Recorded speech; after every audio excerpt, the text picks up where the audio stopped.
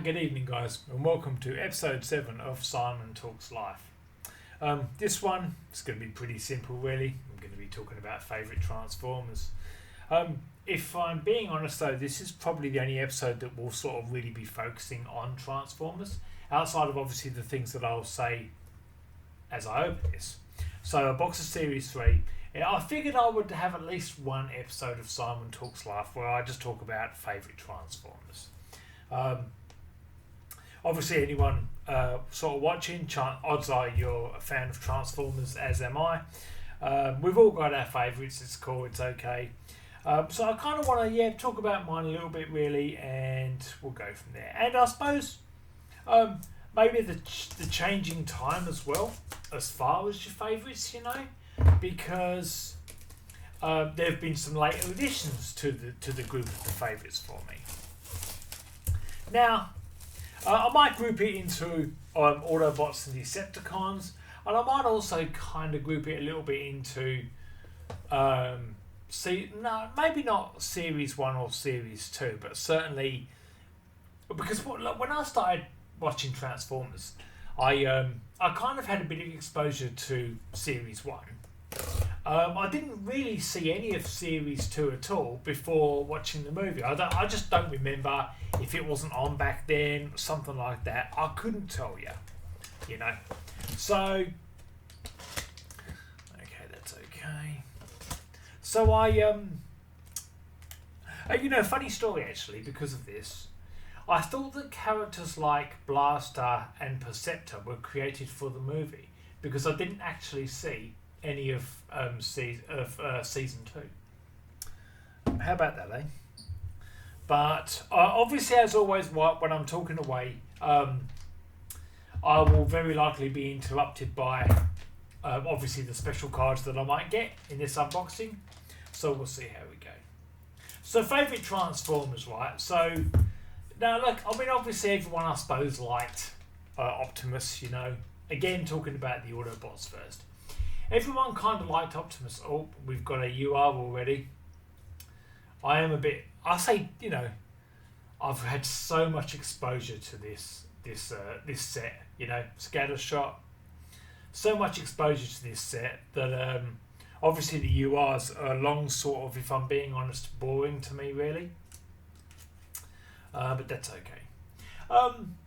Again, as always, I make the pile of the special ones over here. Look, everyone liked it, but liking Optimus, I happen to also, being an 80s kid, I happen to also grow up around the NBA time of the Jordan era, Michael Jordan, and I somewhat liken liking Optimus to liking Michael Jordan being your favourite, for example. It was just kind of a given a bit, I suppose, really, or not the favourite, but I suppose we knew he was the best, and Optimus was a bit like that as well, plus obviously just so superbly voice acted, right? Like brilliant stuff. I'm going to just move that across. So Optimus is a bit like it's almost too easy to sort of say Prime is my favourite, Now, going into the live action movies, that would have certainly been the case, but where I'm not really talking about that, I'm keeping this about G1 and 86. So for G1, outside of Optimus, as far as the Autobots go, I liked the relationship that Hound had with Spike early on. I thought that was good, and obviously a lot better than the dynamic with Bumblebee that they kind of sort of ended up actually pushing in the movies. So I thought having a Hound was better, really. Remember that episode when they went Spike? They kind of the Hound went for a drive with Spike, and that was the episode when Soundwave was doing sabotage and all of that. They caught Ravage and all. Pretty classic episode, really. But I thought Hound was great. The other two Autobots that come to mind right now are Brawn and Wheeljack. Probably, Brawn was great, because he was, back in the day, obviously with Transformers, they had that text sheet, you know, and it was like Brawn was like a 9 out of 10 on the strength. Like, fucking hell, he's strong, you know. Whereas, I mean, Wheeljack was great, like being the inventor, and I suppose the guy who sort of created the Dinobots a bit, really. Probably more so Brawn, if I'm being honest. Sorry for the noise, it's pissing down. It is what it is, isn't it, really? Look, when Jetfire showed up, though, in G1, he was a great character. I would have liked to have seen more of him, really, because he sort of disappeared a bit. There were a lot of characters like that. They became sort of background characters a bit, really. After them, you never saw again. But Jetfire was great when he showed up. That episode, that Firetop Mountain one, was probably my favourite episode, if I'm being honest. I do like that one. That's the Crystal of Power or something like that, you know. Good episode. So, look, I mean, I did like Sideswipe as well. Probably because I owned him more so than Sunstreaker. But again, probably just because I didn't own Sunstreaker. Those two, as like a pair, a couple, brothers or whatever, they were pretty cool. You know. Now, kind of rolling into the Decepticons before I touch on the movie. So I think that's probably it for favourite Transformers. Like, I liked Jazz. He was well voice acted, obviously. But, I mean, look, you know, he had sort of personality. I mean, a lot of them did, really. They were great in that regard, you know. So, like, I mean, who didn't like Jazz, right, as a G1 character, you know? But, look, you know, I wasn't keen on Blue Streak. I wasn't keen on Prowl. Not any of the others, necessarily. So, yeah, Brawn, Wheeljack, Jetfire, Sideswipe a little bit, and obviously Optimus, you know, would be my favourites, really. And how I mean, look, Hound was great. How he, what's that, Sherman Dam? He fought Rumble, like, in the water, you know. I thought it was just a better dynamic when it comes to Spike, you know. I really did, you know. So, that's the Autobots, you know. There weren't really as many Decepticons, really, you know. Like, they had obviously the 3 Jets, Soundwave, Shockwave, who obviously remained on Cybertron. There weren't obviously anywhere near as many Decepticons, you know. Anyone who's watched a couple of videos of mine will know that my favourite sequel was Skywarp. I couldn't really tell you why, if I'm being honest. I just liked the banter between Skywarp, Starscream, and Thundercracker and all that, you know. Again, that from that episode when Megatron orders Starscream and Skywarp to guard the crystal or something like that, you know, and Starscream goes, you know, and that was the one where actually, sorry, it was Starscream and Thundercracker, you know, and Thundercracker considers, you know, turning on. You know, like betraying or something like that, because Starscream would get in trouble, something like that, you know. Good little episodes. But as far as the Decepticons go, yeah, Skywarp was probably my favourite. Didn't really have any inclination. This might be a special card. Hold on a moment. Sorry, it does interrupt my chain of thought, does it not? It is not. That's okay. That's fine. That reveal was always got to be a bit slow, just in case. I mean, Megatron was great, but I didn't have the affinity for Megatron in the early days that I do now. Can't get enough of him now, you know. But look, I said that in one of my previous videos, you know. When you go to work and you get exploited, you kind of grow up and you get an idea of how the world is, you know. You might, someone certainly of my age might find yourself sort of starting to gravitate towards Megatron in later years. Now, this definitely is one of the special ones. The special cards. I've got a feeling it's a UR. It is that Skywalker. Funny story. My favourite Seeker. Look, there he is. Yeah, I couldn't tell you why. I liked the purple motif. I know he's like he can teleport or something like that. Obviously, I've got like loads of these cards, you know. Rolling into the '86 movie, then really. I mean, Springer was great. My understanding is characters like Springer, Cup, Blur, and obviously Hot Rod were introduced for the movie. That's my understanding. And Ultra Magnus, obviously.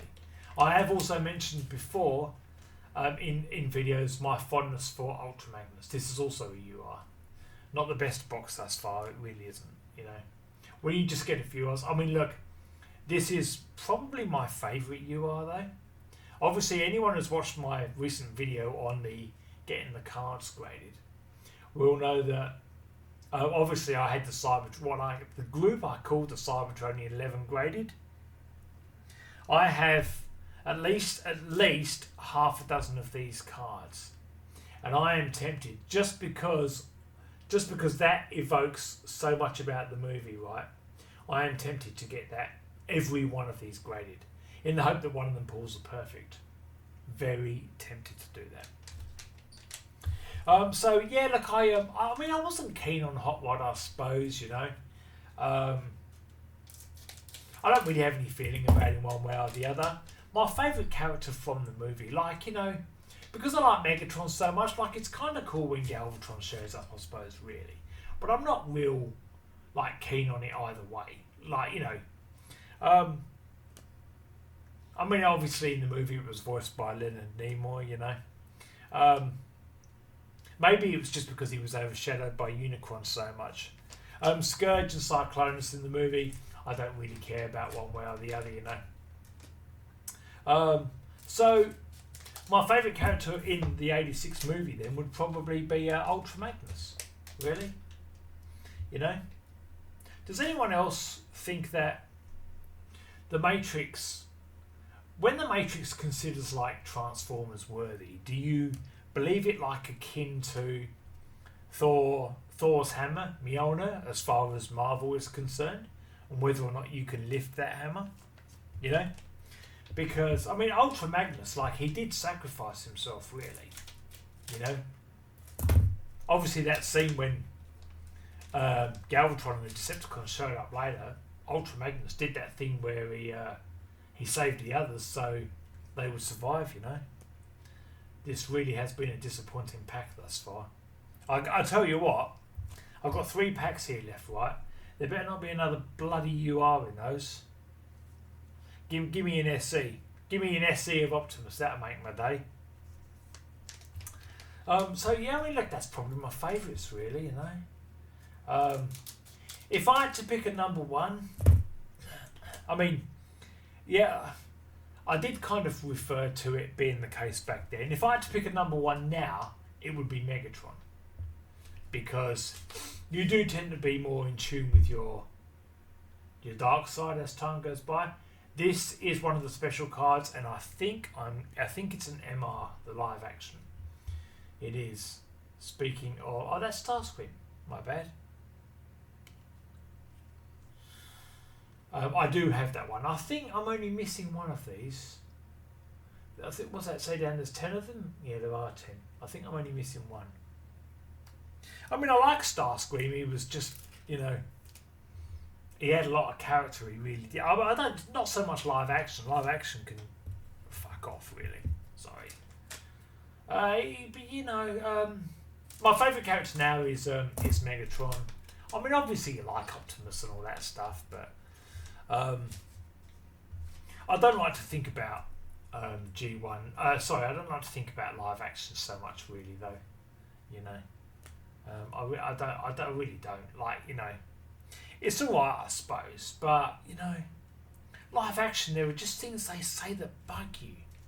You know, there are things they say in live action bug you. What is it? I don't know it well, right? But Age of Extinction. I think it was Age of Extinction. You know, you've got that. I think it's Hound, right? It was voiced by that guy who John. What's his name? The big fella, right? But he lost a bit of weight. You know, John Wildman or something. I'm probably really butchering his name, right? But Hound, obviously, the new Hound in live action was like that big sort of bravado. He's got like the minigun or something, and you've just got like a chain with ammo or some shit and grenades and all. And he said something like, got the gang back together when Optimus showed up. I'm sure that's Age of Ultron. Age of Extinction, sorry. Age of Ultron, Jesus Christ. And got the gang back together. Like, Ironhide's been killed, Ratchet was just killed, and Jazz was killed in the first episode. Dude, have some fucking respect, will you? You know? Live action, don't, this is the last one. Don't go there. Okay, that's Blur again. I mean, look, bit of a disappointing box all in all, but it is what it is, Look, don't get me wrong, it's nice to have another Rodimus there. Because what's better than having 5 Rodimus holding the Matrix? Having 6 of, right? I suppose. But yeah, that's my favourites. Let me know your favourites if you like,